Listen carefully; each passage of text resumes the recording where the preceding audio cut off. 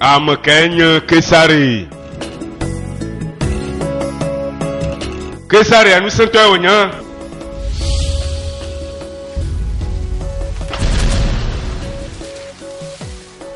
Enyenye Kesari, madon chila vovo, le govovo me. Amlima e menye, enu publici die Amerika matin pe. Vodu si odo la subwa aye menye. Mo ti dama ikú ti gbà mí o. Mo dama ikú ti gbà mí o. Mo mọ orúkọ tí kú ń jẹ́, ikú ò gbọdọ̀ pa mí mọ́. Na èmi Kesari. Amakenye Sky.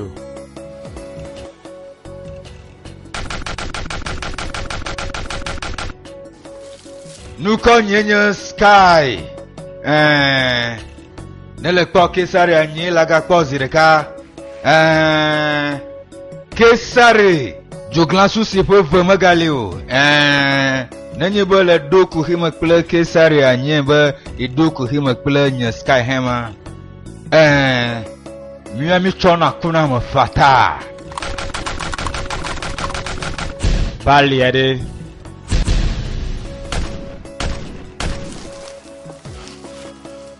Enyenyi Bali yombe kuchesu ne matonao. Laro.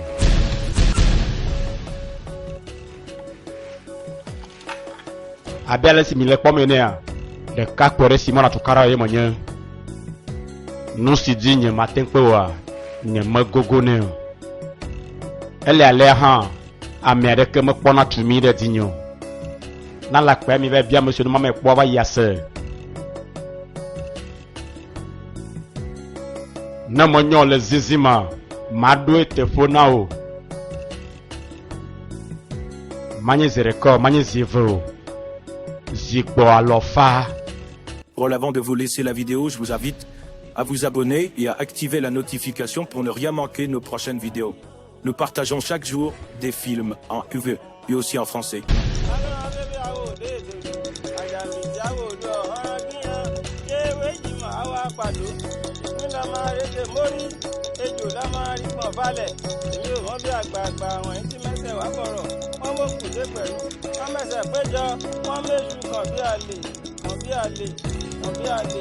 Alẹ́ tẹ́tẹ́ mọ́ ń bórogún rẹ̀ rẹ́gúnmọ́gúnmọ́ àpọ́n tàrí sí àwòlé alára gbogbo ìgbìmọ̀ ní kíkí àwọ̀ òkè jérò ẹnu àwọ̀ lọ̀rọ̀ ẹnu àwọ̀ làṣẹ tó bá balẹ̀ ṣiṣẹ́ ní iṣẹ́ tí àwọ̀ bá lọ́làdé ọ̀yọ́ wọ́n ní orúkọ kíkọ ọmọ ẹ̀mọ̀ nìkọ́ gẹ́gẹ́ bí ẹyẹ owó ìṣẹ́bọ̀ ó ti dòsì mọ́ àwọn tárúkú làwọn tárúkú babaláwo wọ́n ń ṣe ìdárùkú láwọn ìdárùkú babaláwo wọ́n ń ṣe ìdàláwò lẹ̀ ìmọ̀nà nínú àwọn atárúkú babaláwo ni wọ́n ń ṣe ìdárùkú àwọn òtárùkú.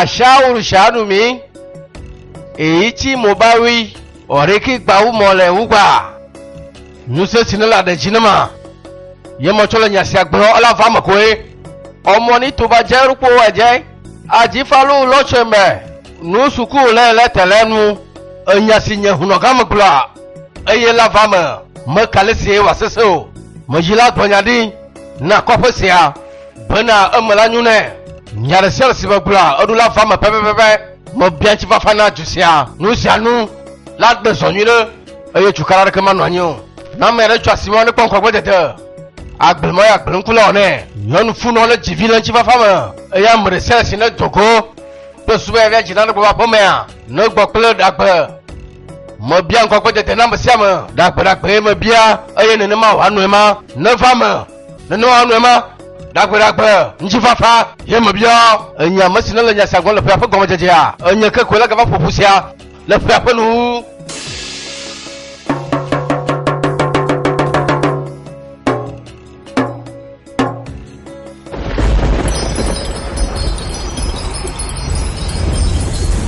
Sọ pé náà ojú ẹkùn láyé.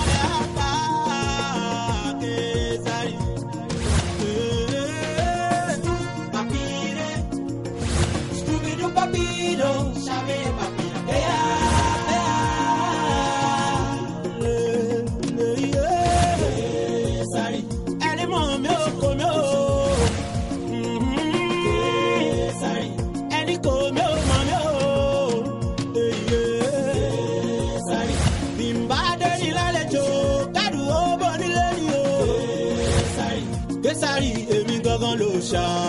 oore ló pé ìka kan ò pé ìwọ ò gbọ́ bí ọ̀run mi láti sọ̀rọ̀ lẹ̀ ó ní ọ̀kàrà òkòrò omi inú ìgbín ò pẹ́ adéabọ́lọ́ òótọ́ tí ìsàwọ̀ ayé abùfún sìkàsìkà awo lálẹ́dẹ̀ ọ̀run olóòótọ́ balẹ̀ ó dómi sìkàsìkà balẹ̀ díyanjú òtóróró òde omi alẹ̀ nífẹ̀ẹ́ iyejú ẹni mú bẹ́ẹ̀ ò wọ́pọ̀ èmi bú bọ́jú mo tún bù sọ́sẹ̀ ìgbà tó pọ̀ tó gbogbo ara lèmi wẹ̀. nyasi gbọmọlẹ́à mọ bọ̀bọ̀. akpena òtɔnyɛ nyateƒe koe ma ne gblɔ mawo nye ŋtete de sia ɖe kaka nyagbenɔnɔwo la nyo gake tɔnyɛ ŋutsu nya si gblɔm na ku ɖe Osogbo ƒe dzɔanua mewoe nu na mo ɖe. nyateƒe lo nyateƒe gake abe ale si menɔ gblɔ n'owoe ne avinye anyigba ma miatɔgbutɔgbuwo ƒe anyigba ye wònye. eye megblɔ nya ɖe sia ɖe si wole be na nya tso anyigba ma nɔvɔe nya sia nya si etɔ ye gblɔ ne ku ɖe ʋu sia hã nɔ megblɔ nɔvɔe egblɔ ne be mele be woaƒo ʋu sia le dua me woƒone le dua ƒe liƒo dzi agblɔ yayra nyatsiwo ne va me be woƒo ʋu sia le dua me koa egɔme nye be wohe fiƒode va edua dzi. Gake tɔnyɛ nenye be woƒo ɖoɖo sia tsɔ sia me ve le ƒe ɖeka me ɖe nuke la dzɔ. Mawu megadro nu sia wòafa me o ma fa me kpɔ gbe ɖe o. Ami ami.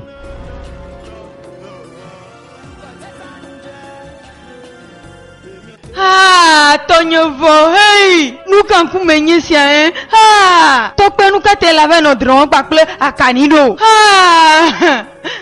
baba hei tɔkpe megawɔ nu sia kple mu baba ta fletse dogo va la mawu gã meɖe koko kpɔm bale na megadzɔ le o we mawu baba meɖe koko kpɔm bale na hei akani ye lo viwo akani eye tsɔ na ɖe tsɔ ƒo nɔvinya.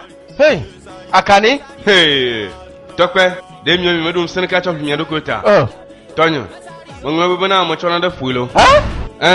Ne le kpɔ ale si ye wònɔ nu ƒo na ma nɔ nyamaɖutɔ gblɔ na ma tɔnyɛ. Nyafu kle ma dro nu me nɔ nele bia be ya meɖo sa tsɔ ƒo na ɖokui ta hã nusẽ si me na wa ɖe ɖo be wotsɔ nɔ ŋdeka o ma. Awo tɔnyɛ. Enyo yi ɖe hudia me na be tsɔ amatsitsi ɖe le afi ma va na. Ne tsɔ ke be ava yi ma kpɔ nu. alolo alogo adiwaye kókó sẹyìn àkàlà adirọrùn àkàlà ojúlówó tòkì adé amúlòmí tútù kì í ṣayà àkọlẹ tuntun ìbálòdè kéèkù èmi ló lè wọ ọbẹ ẹrìndì àlọ ìbá òní ìfọlọmi tútù kúkú pa lòun ti kú méjì sí dìmúlẹ. àti kẹ́ ẹ dẹ́. eyín sí àtọ́nyẹ. kẹ́nu mi dẹ́ alẹ́kọ̀ọ́ náà rò. tọ́pẹ́. nui lẹ́sọ̀ nui akpɛnɔ baba akpɛlɔ akpɛ kaka. Mmeɖe kuku megabidzo akani megabidzo. ne tsɔ miɔnu kaba. ne me nyɔ le gawe kea ne me nyɔ le gɔnu sia kea la kpe ƒe metsunawo. ke le gakuvi sia meɖo na ɖeke si le taƒi mu hafi wonɔ me dzi nenema. akani. tɔnyɛ. nu si ne wɔme nyo ɖe nu katã ne le nu wɔm abe gbɔdo vevie ne. Àwọn kan tí kì í bẹ̀rù ìṣíwẹ́wẹ́ ẹja lálẹ́ odò. Numba ɖeka tumɔ ya nu si me wa ɖe nu ke gblẽ le me fifi la. Tí kì í bẹ̀rù ìṣíwẹ́wẹ́ ẹja lálẹ́ odò.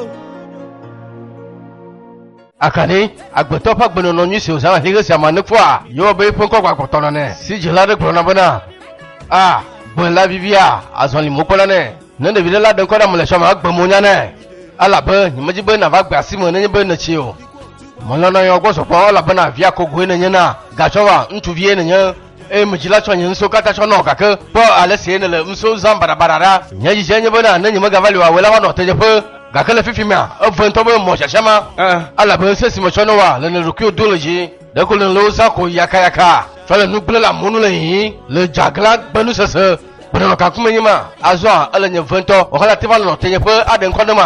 tɔnyɛ lɔlɔa tafla tse me ɖe kuku na o mate nya me nyɔ ɖe si la va nɔ te woƒe du nye nye mamle wa vie hɔ nye me dzi bena na bisi du mu tɔnyɛ me ɖe kuku azɔ mele gbe do nɔ bena nu sia tɔgbe magava me gbe ɖe o tsɔ nye bo dada ke.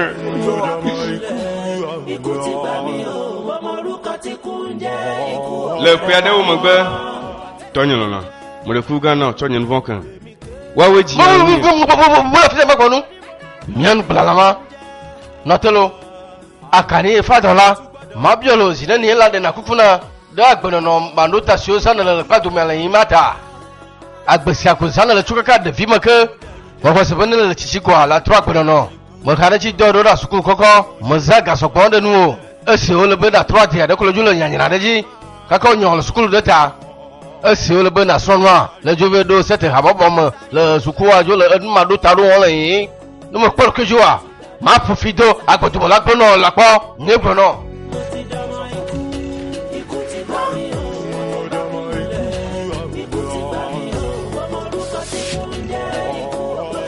Tony Penya sur Katan Blon le roi Odo Gomsese. Kaka va gler le memba, elle l'a profité ma. Amaka to si bana yele nya blona. Tony be ya profité ni signé via. Oh bo Tony ngabe ba ni man gagner de vieux. Alors de le bon match le kunye fion Tony. Ale bo watinya. Ale siye enye via kanima don sen loi. Azo mo don sen to kaka Tony manyon. Babari, ne jeblew, laissez. Ah! Ne jeblew. Nuka, comment yesia, nuka wenyesia. Yo numa yue de kala nacho. Mo yue hafie, mo yue. Me le bobisa, yue no avala Ta via gbono, owe ho jemo. Manuchi. Mo bo manuchi. Le jila nuchi. Awa, mega punkure tinu. Mega punkure tinu kro. Sky. Manuchi la. Mo gbono bona, una jos me mi de mission amonye be na relato. Nyaka le glona, da sinya ma jare chale, yo mana.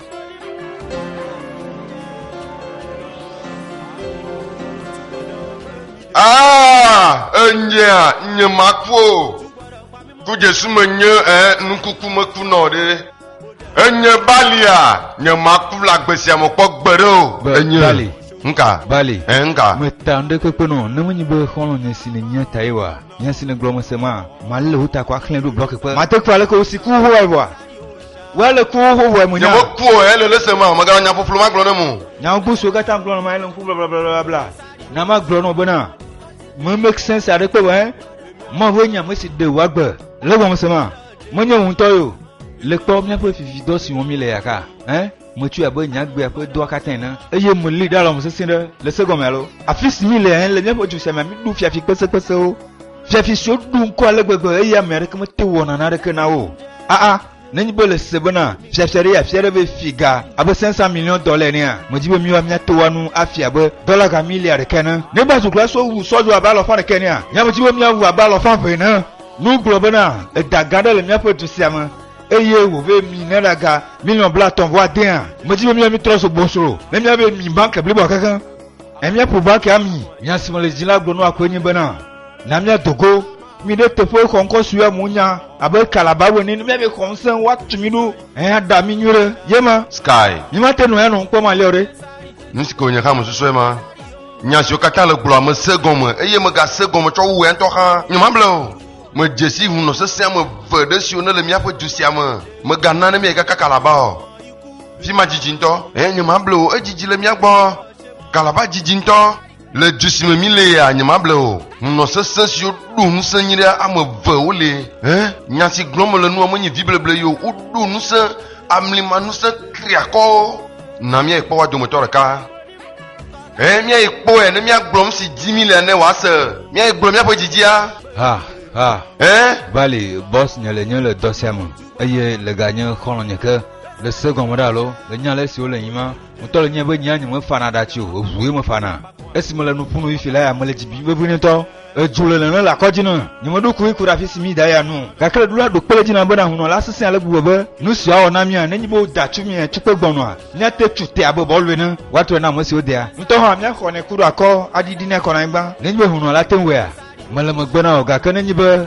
mateo akama na be gbon mole vers we mo gavon enyi dachu apo na vinyo akọ ga le konte jina o nya itepe mo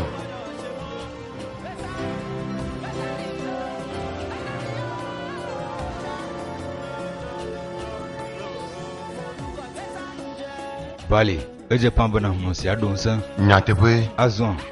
Neni baba duguba. Eye o chonu si 10,000 anamia. Nimi Jose ka, nyano don cha. Na kama galiore iko la lamile. Quand tu dois prendre menye sieme. Jijo gando wa nyinya tepe. Jibo ma glende na o. Nka. Le nyento do kunyesi, le nyenjo druma. Tovo na. Do so wa na mi foga ti shoga milenia.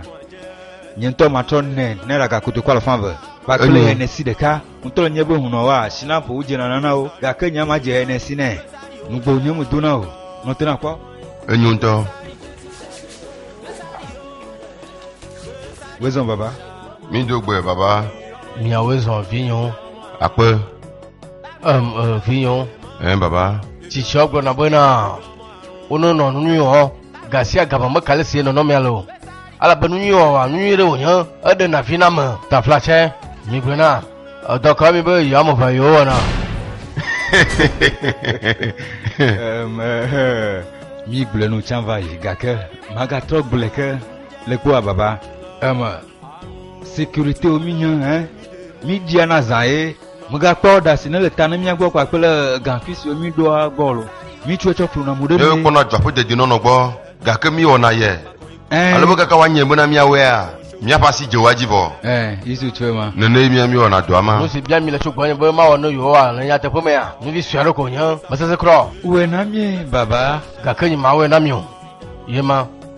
Ala benye mwenye huno ndaka wala ya tema kutonye tatona miato huno nyimona nudaka ntonto mona numa ruta sumi bala nyebia ya nyimono baba nyasi gnone le mi me se gomude fia bo mi aweda mi mate se gomu le gomu yima menya maso minya enyenye pepe mapesan amasi na kona de divi bo le bibichi tra koma menya no sikuma minya para miawe namodo homo me ga dugu wa ko me la fisia nyamo fi mi anya no si nku me manya mi no te magono na mi